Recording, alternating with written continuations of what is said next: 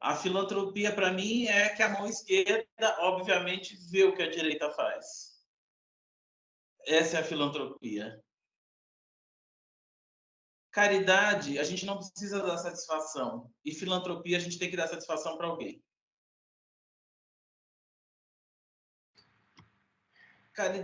Caridade é natural, né? Você vê o dízimo, é uma filantropia para a igreja, né? Se instaurou mas eu dou, né? Eu faço a minha parte, eu estou doando. Agora, e aquelas pessoas que vão lá limpar a igreja, varrer a igreja, limpar os bancos da igreja, recolher o lixo, lavar o banheiro? Estas estão se doando muito mais do que um dízimo, muito mais do que essas são as ações. Né? Volto novamente na frase, né? Fora da caridade não há salvação. O espírita cristão, ele precisa acordar para a vida e abolir essa ideia de filantropia. Isso não nos cabe. Cabe ainda às pessoas que estão... Desculpa, não estou querendo te cortar. Termina seu pensamento. E isso cabe realmente às pessoas que ainda estão começando a estar germinando dentro delas se doar para o outro. Né? Como foi dito, através da filantropia, muita gente é ajudada. Só que essas pessoas são ajudadas até o ponto em que teve alguém que começou a praticar a caridade. De se reunir, de olhar para aquelas pessoas, de formar uma ONG, de formar uma instituição. Elas são atendidas através da caridade. Elas não são atendidas, elas são... A filantropia chega, a filantropia vai até lá, mas o fundamento daquilo é a caridade. O que movimenta é a caridade. É a caridade. A filantropia é um instrumento, não é? Porque é verdade isso. Da matéria. É o instrumento da matéria. Eu lamento informar, mas eu discordo de todos vocês. Eu acho assim, ó, a gente não vai mudar a realidade, né? O mundo existe do jeito que é. A gente sozinho, uma andorinha não faz verão. E vocês sabem, a gente já discutiu pessoalmente algumas vezes, vocês sabem o quanto eu sou fã do desenvolvimento científico, do desenvolvimento tecnológico, etc. e tal. Por esse prisma, para citar o mesmo exemplo, eu acompanhei o lançamento da Blue Chip do Bezos há 2 meses atrás, até cheguei a comentar lá no grupo. Porque sou fã, porque entendo que isso é revolucionário. Só que, se você olhar a quantidade de dinheiro investida ali para caber o ego de meia dúzia de bilionários, de estar numa reunião social em Mônaco e dizer: ah, eu viajei ao espaço, você viajou? Puxa, que pena que você não viajou. É simplesmente atender ao ego humano, né? Inclusive, eu acho que atender ao ego humano é uma contradição em termos, mas vamos lá. Isso é outro assunto. Se você olhar a quantidade de dinheiro investido, uma viagem está prevista para custar 20 milhões de dólares. 20 milhões de dólares, você paga a água para algumas sociedades africanas durante um ano, por exemplo. Aí, se você olhar, assim, o que é melhor? Eu pagar uma viagem ao espaço ou eu pegar esse dinheiro e destinar a comprar água potável para uma determinada região do mundo que é naturalmente esquecida? A gente já falou aqui. Eu acho que a água faz mais sentido, do meu ponto de vista cristão, entende? Então, se é para caminhar, que vamos então todos caminhar juntos, ou o mais próximo possível um dos outros.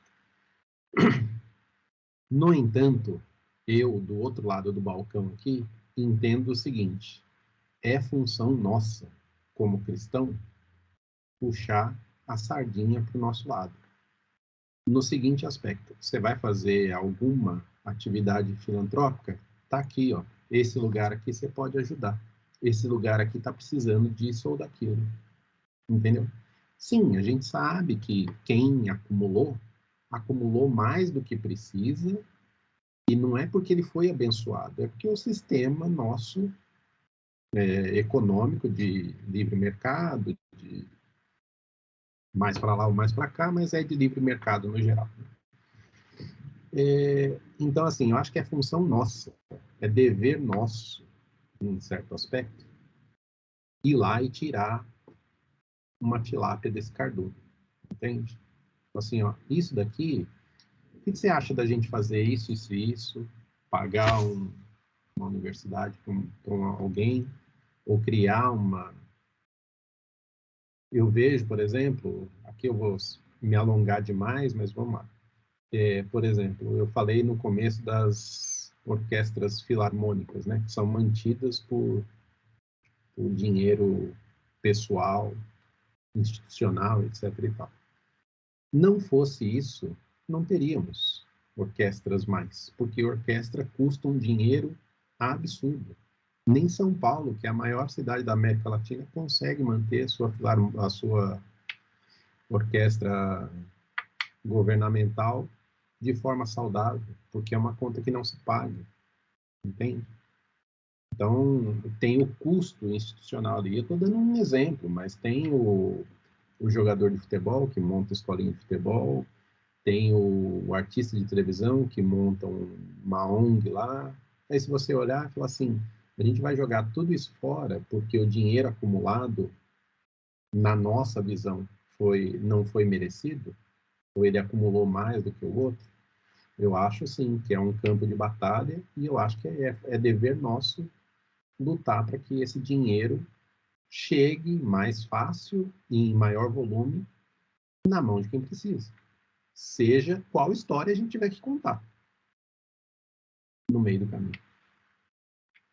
Você chegou no ponto em que eu estou querendo dizer desde o início, assim, que a minha grande questão é o nosso comportamento em relação a isso. Entendeu? Assim, o nosso comportamento como espírita e como cristão em relação a todo esse movimento.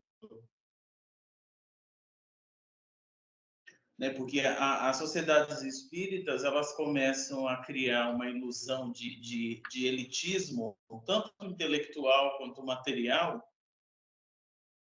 que começa a achar, a respirar a filantropia e não a caridade. É isso que eu estou querendo dizer para vocês. Né? Eu não sou a questão da filantropia, como eu falei, ela chega através de atos de caridade. Né? Então nós temos que trabalhar com isso. É exatamente isso que você está falando. É o nosso compromisso de como a gente vai receber isso e transformar isso. Que a gente não pegue essa carga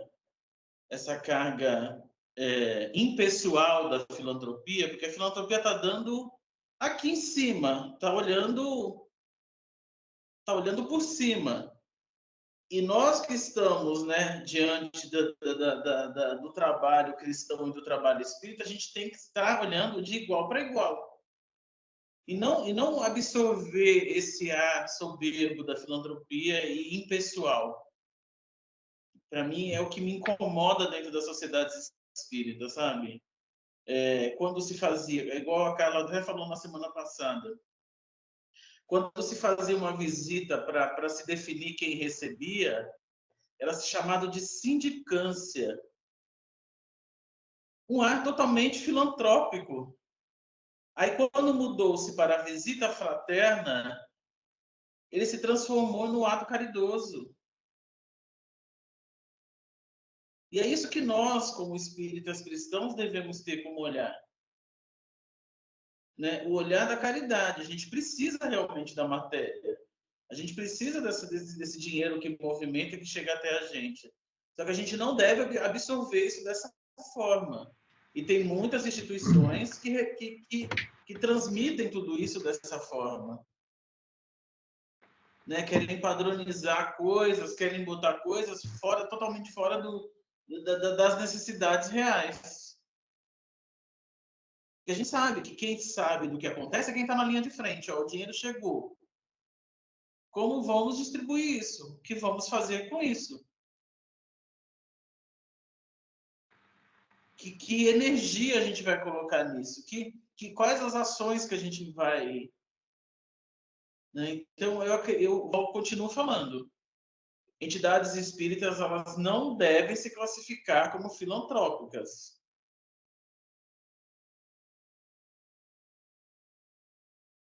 Não deve se classificar, não deve se estimular esse conceito na cabeça das pessoas. Eu acho que tão pouco filantrópica como caridosa. E a entidade não é caridosa. Quem faz caridade são pessoas, não são entidades, né? Então, acho que não tem que ter nenhuma classificação. Exato. Você tem lá, é grupo, é reunião de amigos e é o suficiente como denominação. Não precisa ir além, nem tem um adjetivo super legal para falar entidade filantrópica para poder vender por aí, né? Eu concordo plenamente. Vai muito na linha do que a Cláudia falou. Eu penso justamente igual. Não me importa de onde vem a grana, né? O dinheiro. E se a pessoa está com intenção boa ou não.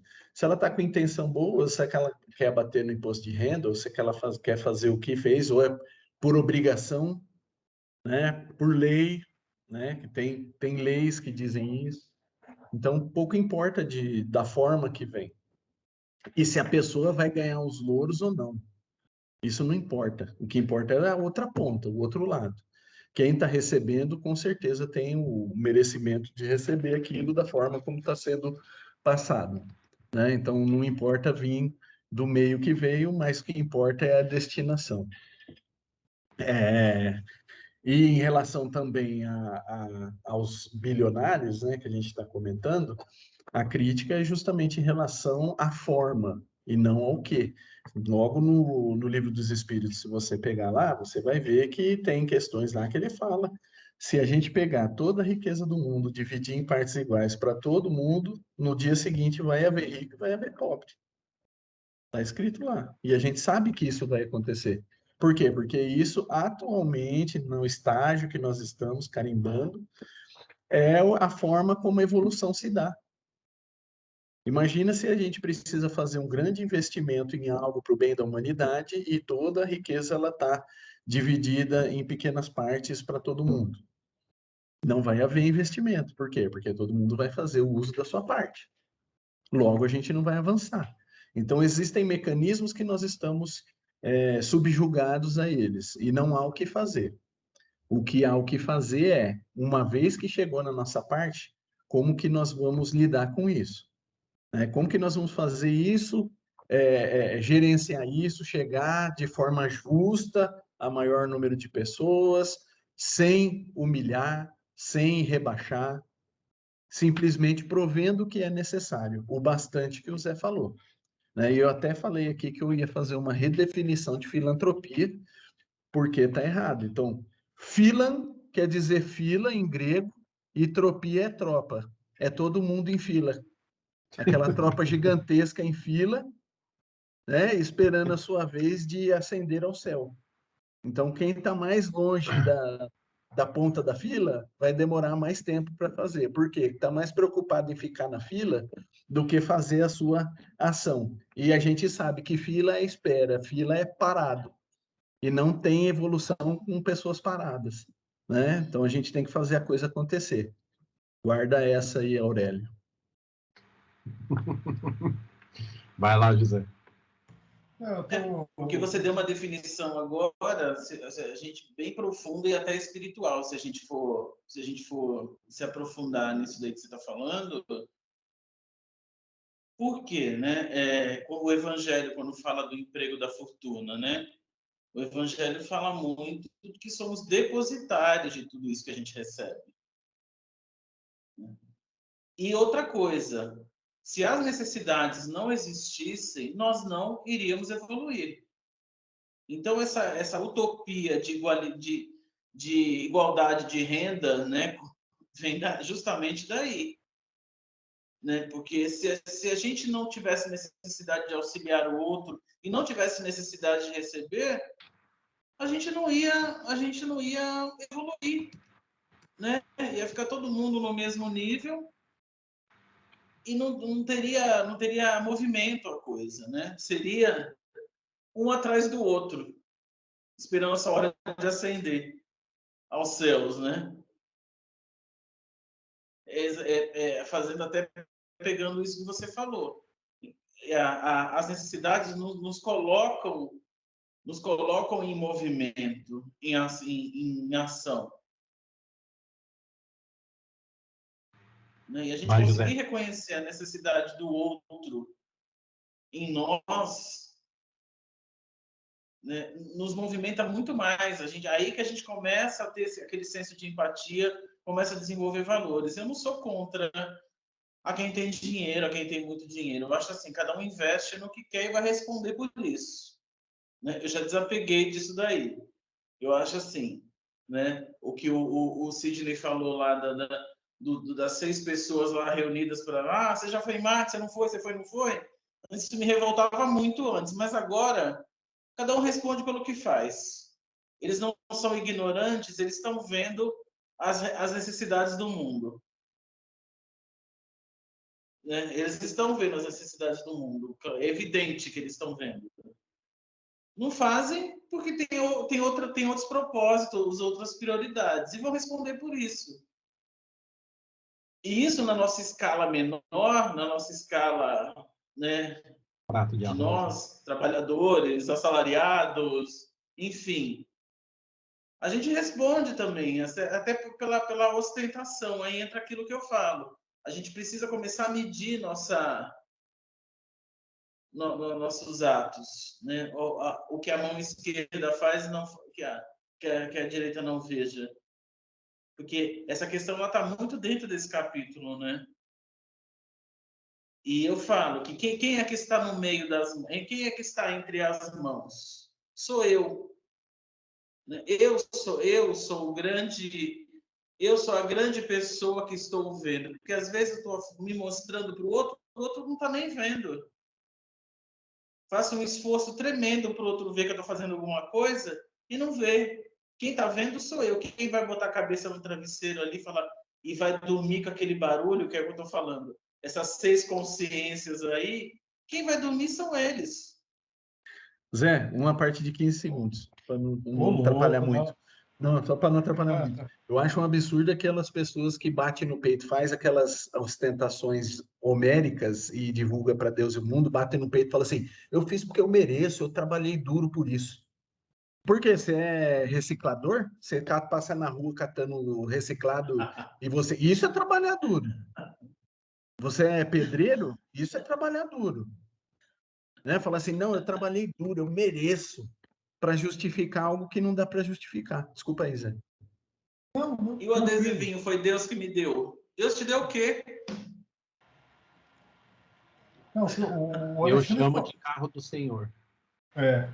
O Alexandre falou um negócio interessante, que eu não sei se que eu peguei, assim, que a questão, há uma utilidade. Bom, se existe acúmulo de riqueza, porque, assim, alguma finalidade tem. Senão não teria. Do ponto de vista divino, celestial, enfim, de providência. O Alexandre falou um negócio interessante. Se todo mundo, se fosse constantemente as riquezas, continuamente partilhadas, ou seja, todo dia, se tivesse um dispositivo que pegasse a riqueza, chegasse a 23,59, divide tudo de novo. Amanhã, no dia seguinte, está todo mundo igual. Aí vai querendo ao longo do dia acumular aqui, faltar lá, mas às 23,59, divide tudo de novo. Cara, é o que o Jairson falou, não ia evoluir. O Alexandre também falou isso. Há uma vantagem de você ter o acúmulo da riqueza, que é assim, se bate, se a caridade, a filantropia, como o Alexandre falou, o cara que está recebendo, ele não quer saber. Para quem está recebendo o benefício, se a caridade ou filantropia, ele não vai questionar ali na hora. Imagina, o cara está lá, estou vendo essas notícias hoje, se vocês viram aí, teve um movimento coordenado de várias famílias e iria acampar nos supermercados em várias capitais do Brasil para pedir comida, sabe?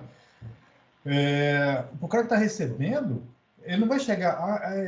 Desculpa, eu estou falando de comida. É filantropia ou caridade? Filantropia. Então não quero. Não, o cara não vai fazer isso. Nunca. O cara não vai pegar comida e falar, beleza, me dá esse negócio. Não sei se a Cláudia está fazendo isso agora com as turmas delas, mas de uns tempos para cá, eu não tenho mais falado com meus alunos. Eu tenho dado problemas, questões para avaliar, e eu não tenho falado, olha, eu não estou interessado se a resposta está certa ou está errada. Eu vou fazer uma avaliação comparativa. O cara que fizer melhor é o 10. Quem tiver ali pareado com ele é 10 também. Não tô perguntando, mas está certo ou está errado? Não é questão de estar certo ou errado. Eu quero saber quem fez melhor e quem fez pior, ou relativamente. Então, é algo parecido com a caridade e a filantropia. Cara, eu não estou interessado se é ruim ou bom. O cara que está recebendo é bom. Agora, a caridade é 10.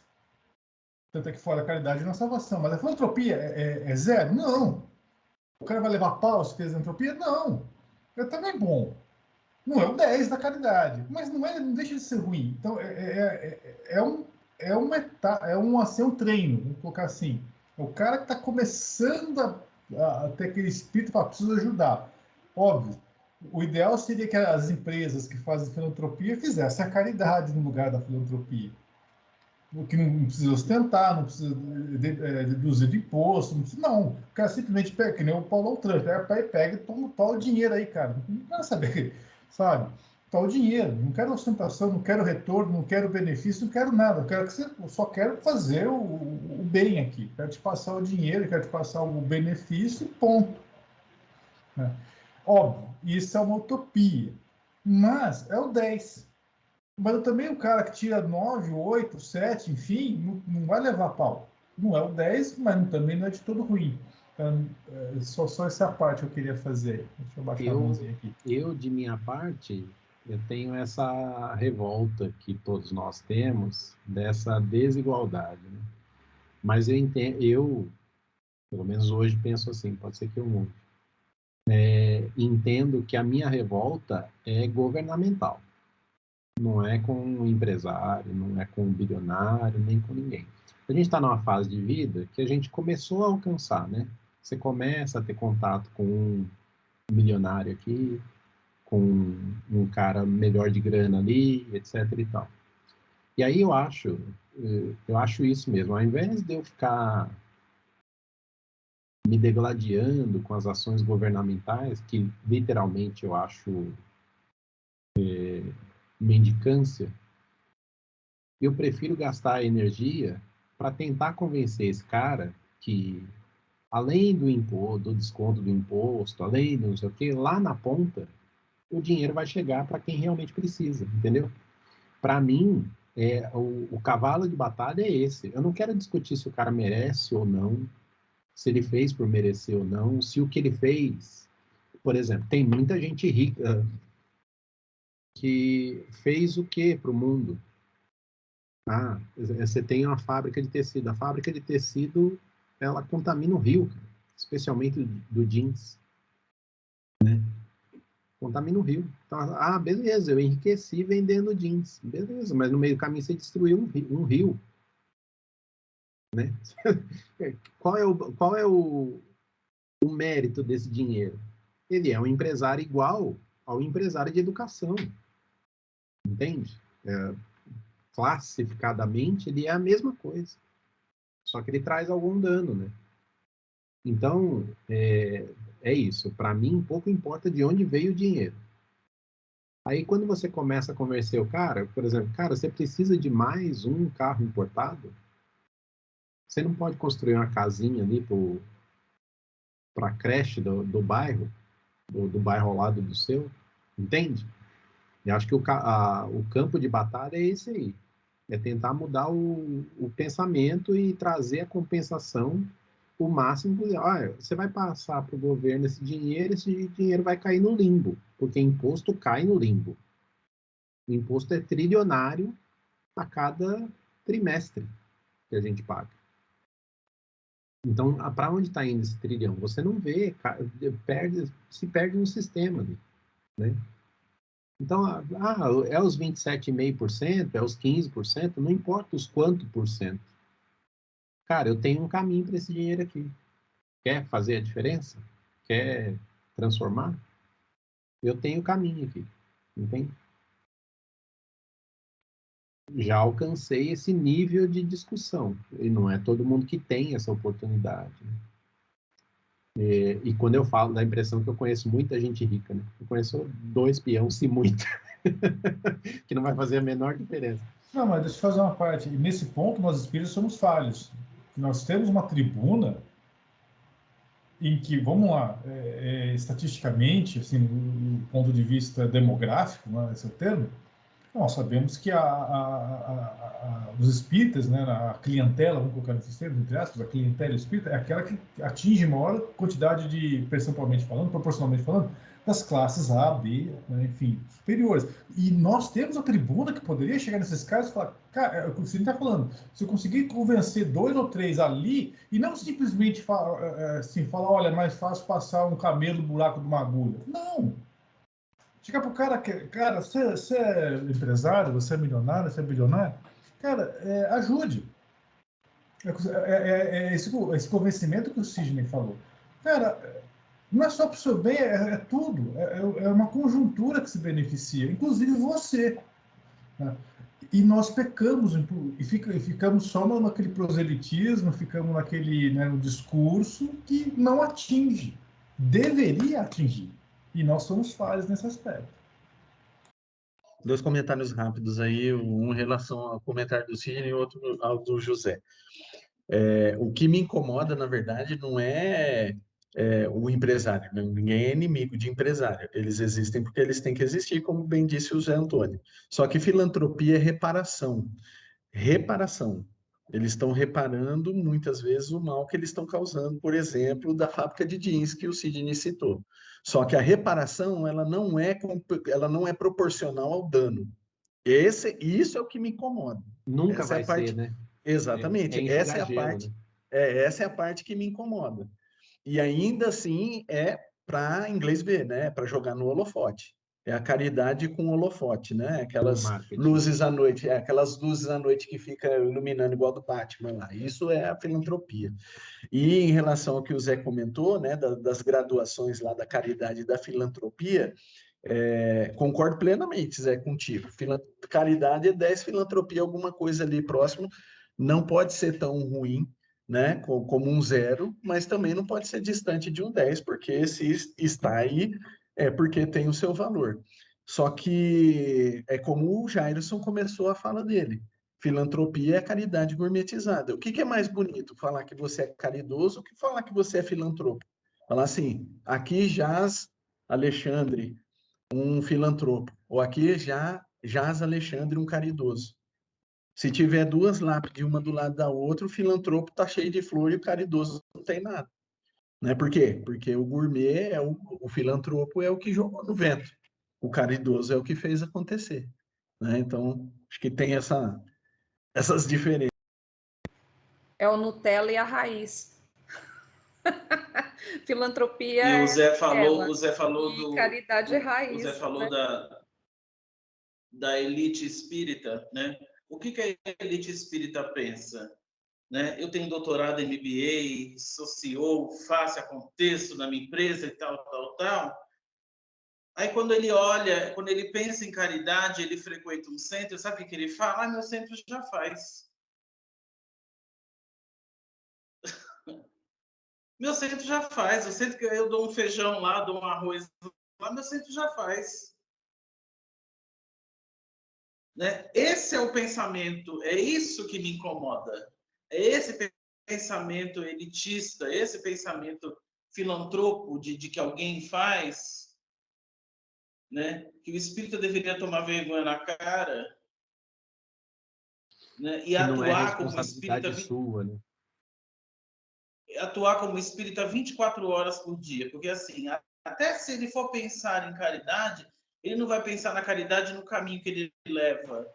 Lá do quinto dos infernos até o escritório na Berrine, que ele passa por tudo quanto é favela, por tudo quanto é coisa, ele não vê aquilo. Exatamente. Ele não vê aquilo, ele acha que tem que ajudar, que o centro dele já ajuda uma favela que ele nem sabe onde é, que ele nem conhece, e ele vai para o escritório lá que dentro do ar-condicionado dele, ele olha para a marginal ali, nas costas da Berrine, né? E não está vendo nada. Né? Esse é o pensamento da elite espírita, né? Esse é o pensamento da... E uma frase horrorosa,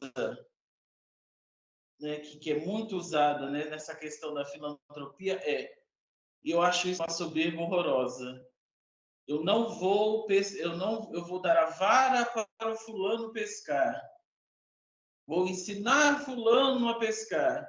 Quem é Você acha que você? uma pessoa que está desgraçada de fome, você vai botar uma vara na mão dela, ela vai pescar, gente. A pessoa não vai aguentar nem segurar a vara. Sabe, é muita falta de humanidade isso. Você impor uma condição a uma pessoa, se ela está assim, morta de fome, sabe? A gente vê isso todo dia, tá aqui estava a televisão ligada ali, as pessoas implorando por comida, gente, implorando, sabe? E as pessoas que dão, classificando, eu dou para esse, eu vou dar para esse, eu vou dar para aquele se classifica, né? Lá na porta do mercado, olha, vamos fazer a filinha aqui, todo mundo, a comida chega, todo mundo em fila, todo mundo em filinha, ó, todo mundo organizadinho, que tem que se organizar. Gente, não existe isso. Você tem que ir para o enfrentamento, você sabe o que você está acontecendo, você está alimentando pessoas que estão desesperadas. É guerra, né, cara? É cenário de guerra. Exatamente. Sabe aquilo que a gente via lá atrás, sabe que a gente achava que nunca ia acontecer, do aviãozinho passando e jogando aquela caixa lá na África, sabe? E caía aquela caixa na África lá com suprimento, aí vinha todo mundo correndo em volta para pegar. A gente está vendo isso aqui. As pessoas se degladiando em cima de um carro de lixo para pegar osso, comida podre, sabe? E nego pagando de filantropo, gente. Sabe? Essa elite espírita, que eu não sei, eu quero ver onde é que o espiritismo vai parar. Sabe? Eu queria saber onde é que o espiritismo vai parar. Isso me preocupa também. Essa é outra preocupação que eu também tenho.